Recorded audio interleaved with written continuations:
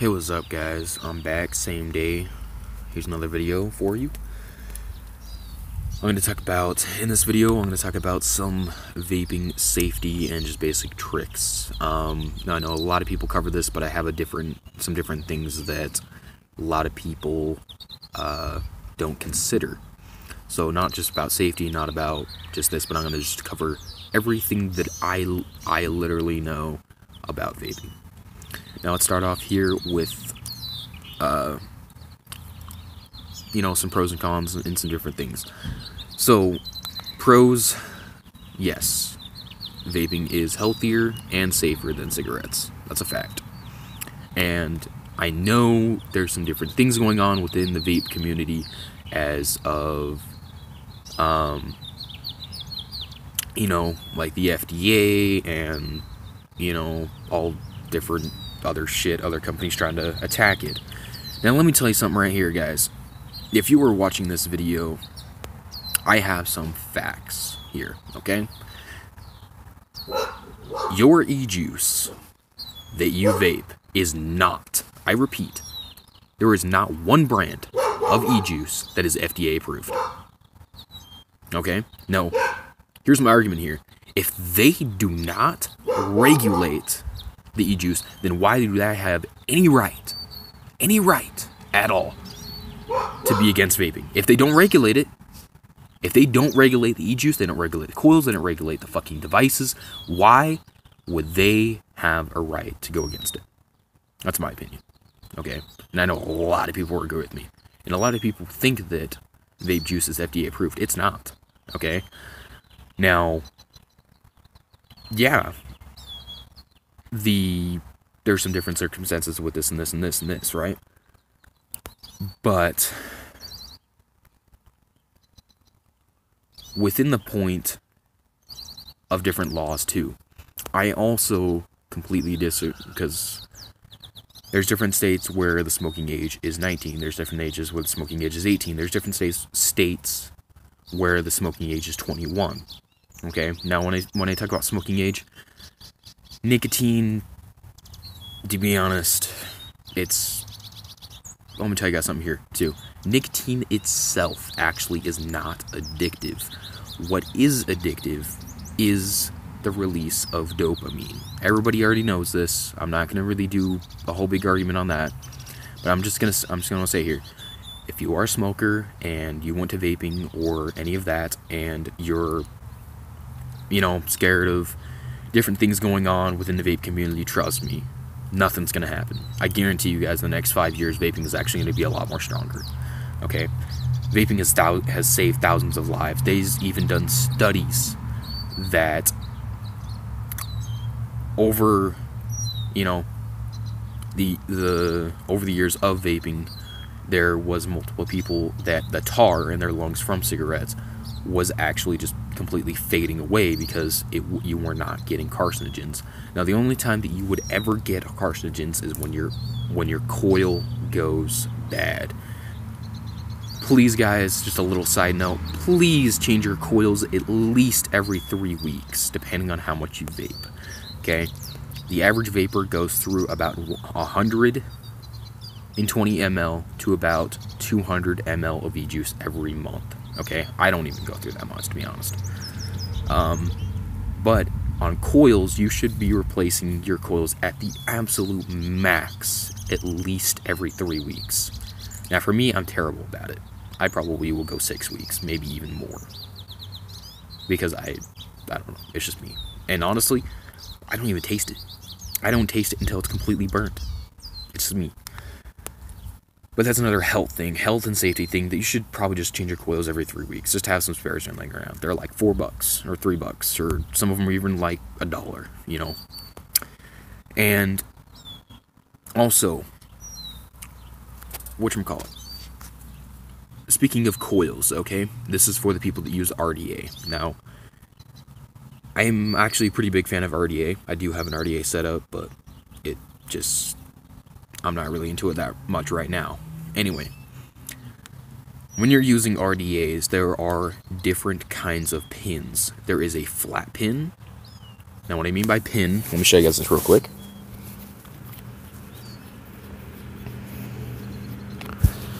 Whoops. So, what I mean by pin, okay, is not this. This isn't your pin, okay? When they say your spring pin or your 510 connection or something like that, usually when they say 510 connection, that is just the diameter of thread that this is. Now, when they say pin, okay, usually they're going to mean this little copper or gold, usually it's gold plated or copper plated, piece right in here. And basically all that is the conductor to the coil. Now, there is a flat pin, which is this right here. There is a spring-loaded pin, which literally have a spring inside of here, which usually this does, but most mods already have the spring pin on the device, like so,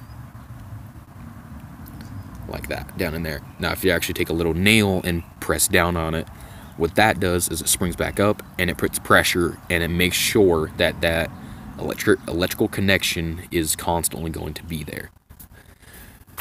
Anyway, now when you're running an RDA, usually what they call is a split pin, which basically has a little split in the bottom of it. Now, a split pin is a rebuildable pin or rebuildable tank or whatever. So what it basically is doing is there is the pin and there is let's see how to explain this. It's basically an electrode plate on the bottom of, so right here in the bottom where it would sit, where your little tower sit, is basically an electrode plate, which is a special kind of metal that conducts electricity. And what that does is, it's basically the same concept as this, but you're running the coils. You're going to run the electricity through your ohms, your ohm coil. I don't know why they call them ohms, because ohms doesn't have anything to do with the actual coil, but they just call them that. They call them ohm pins or ohm coils, but basically your coil. So basically what that does is it's going to send a current up into these little electricity towers, which is your base, and you have your deck, you have your electrode plate, and you have your electro towers. That's what I call them. So the number one thing with that, don't ever touch it when you're firing it, okay? You're gonna burn your fucking finger, like really, really bad, okay? Because that shit gets red hot. And another thing too is with those pins, you want to make sure that the mod is able to run that. If you have any questions about it, ask any vape shop. They're going to be able to tell you all of that, okay? Any vape shop that knows, is actually educated in RDAs. Some vape shops, they don't even know what the fuck you're going to be talking about. I'm serious. There's some around me that have never. There's the vape shops that you go in and you ask them, I have a question about my RDA. They'll be like, what the fuck is an RDA? Literally, it happened to me. I was like, okay, see ya. You don't have what I need. And yeah. Anyway, but yeah, so there is a split pin, which basically what that means too is it's removable. Now these are just pretty much in there. These aren't coming out. Now what that removability enables you to do is, with the split pin, those are mostly for squonkers, or with that split pin it is removable, so you can actually replace the electro plate in the bottom. Now, when I say electro plate, it's actually, what I'm talking about isn't necessarily an RTA. What I'm more talking about is an RTA, rebuildable tank atomizer. Usually those have electro plates. Usually, sometimes RDAs even have them too, but that is also in there. You can actually replace those. So they are hard to get to, but basically what that does is you remove the pin, you're able to swap out the entire deck, put a new thing in there, and all kinds of fancy different shit. And to be honest, it's pretty cool. I actually really like RDAs. I really like RTDAs and all that good shit. And also some other different things I'm going to move into here is how you vape, okay? Now, if you're the kind of guy that just wants to blow big-ass clouds, doesn't really care about nicotine, maybe just a little buzz, and just want to blow big-ass fucking clouds, cool, you know what I mean? Like, that's cool, but let me tell you something. I got some tips for cloud chasers here, okay? I was trying to be sarcastic and rude when I, about 10 seconds ago. I'm a cloud chaser, okay? So, hold on one sec. Put this bad boy on here. It'll take me a rip. Alright, so, for cloud chasers, I know a lot of people don't like the idea, or don't even know what it is when people say temperature control. Now, temperature control basically allows you to run your coil and not run your coil, well, yes, basically run your coil at a lower but temperature controlled wattage. So, and what's really cool too here is you're actually able, okay, when you're running an RDA setup, if you have it, not very many people know this, if you have an RDA setup, okay, I'm not talking about RDTA or RTA, an actual rebuildable deck, this only applies to these, in your coil, okay, if you have it on temperature control mode, there are actually going to be some different things with it. Now in here, it's the same damn thing, okay? When you're running, let's say you want to run it at 300 something Fahrenheit, right? That's what it's going to heat up to. Now, it's not actually going to constantly stay at 340 Fahrenheit. What it's going to do is it's going to half that power and regulate it in between a number. This all kind of relates into ohm science too, which I'll cover on another video. So, when you're running, you know, and it also depends on your wattage. So, it's going to rotate in between that number and actually keep the temperature at that the whole time you're vaping. So, if I want to run what I usually run, which is 100 Celsius, which is a cooler vape, which I like a lot more. I'm not really a warm vape kind of guy. I like it cool. I like it just kind of, you know, a smooth kick.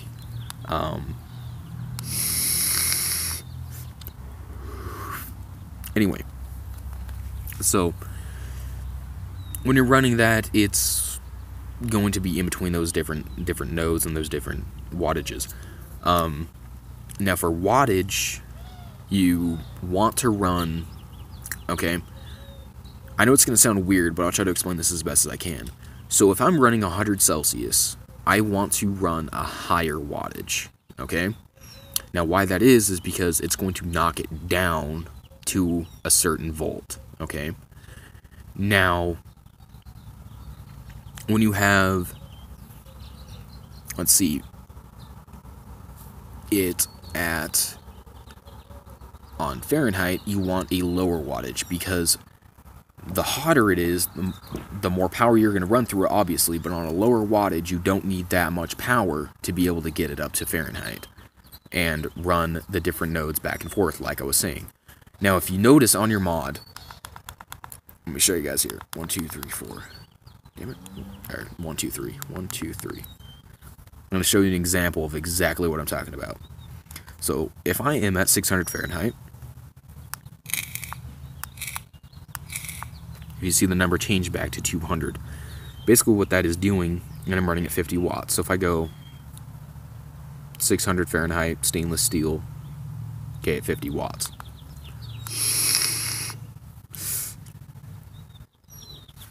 It's going to give you more hotter vape.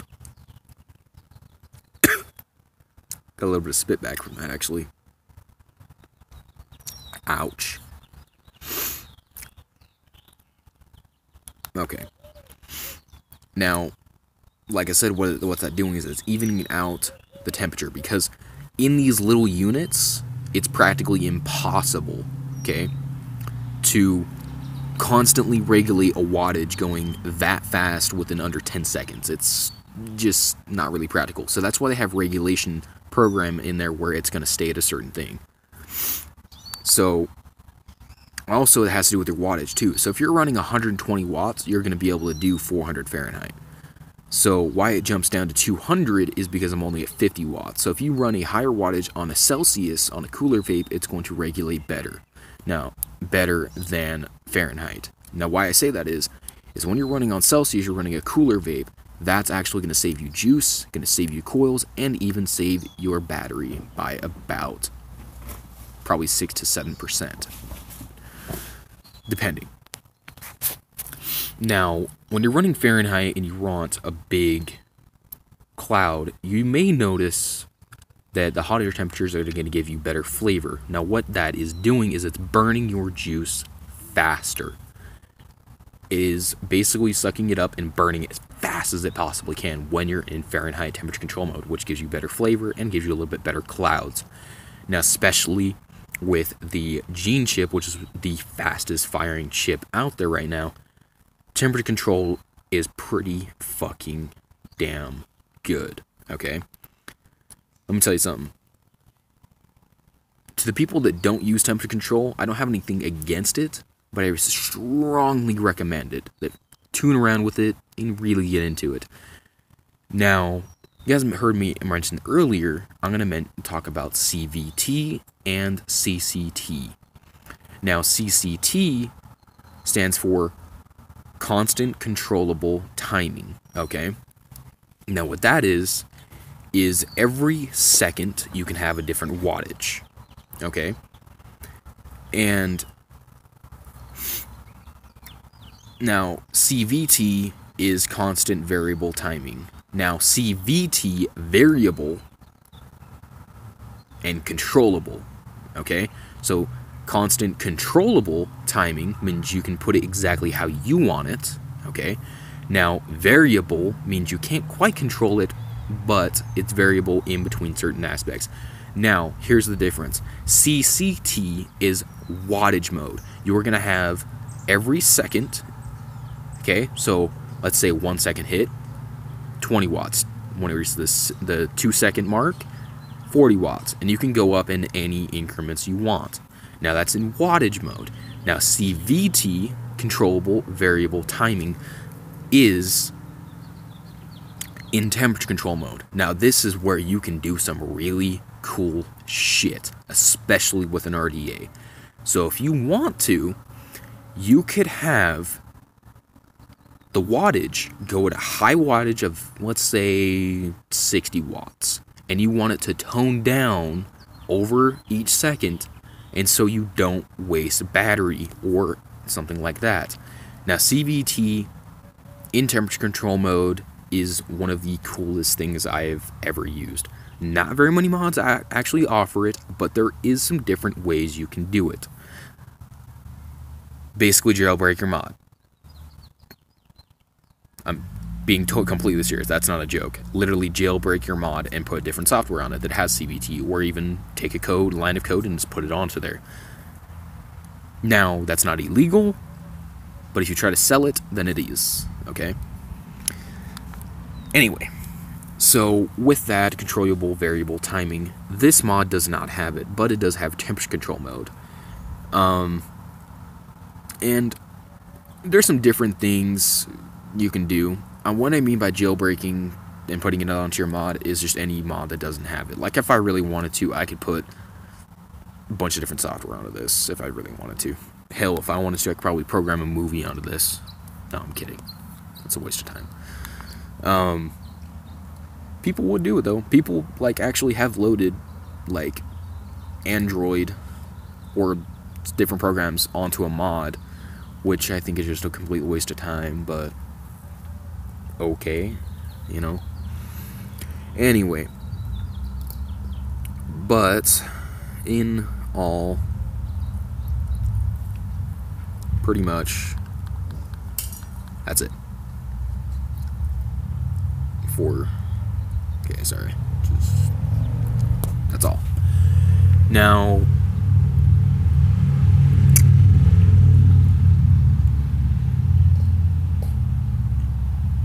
all in all, I highly recommend getting into temperature control mode. It will save you juice, save you coil, save you battery, and also in a lot of ways is actually a little bit more healthier, that you can actually have that control of how you're vaping, in certain terms. Not really, but anyway, hope you guys enjoyed this video. I know it's a long video, but I kind of wanted to get that out there, different things, because they're actually coming out with some different modes in the future in different kind of chips, and they're going to have more advanced ones that are actually on those specific modes I talked about. Now, within that, and you guys probably noticed I didn't talk about juice, about BG and PG, which that's pretty common knowledge. You know, not really, you know, something I need to go over. But anyway, I hope you guys enjoyed this video. My name is Random Tootski,